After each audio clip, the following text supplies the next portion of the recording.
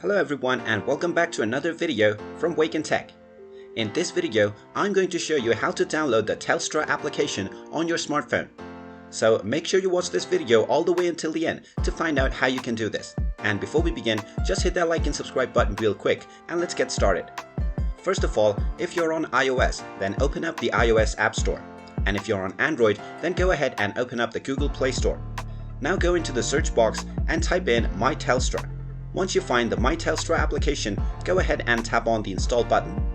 Wait for a while until the installation is complete and then you can tap on the Open button to open the application. Now the Telstra application will be opened. You will be asked if you want to receive notifications. You can select either of those options based on your choice. You will now see the welcome screen. Tap on Get Started and then press the Next button. Tap on Next once again and then you can either register for an ID or sign in using your existing ID.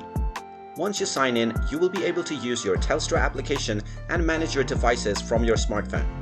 So there you have it. That is how you can download the Telstra application on your smartphone.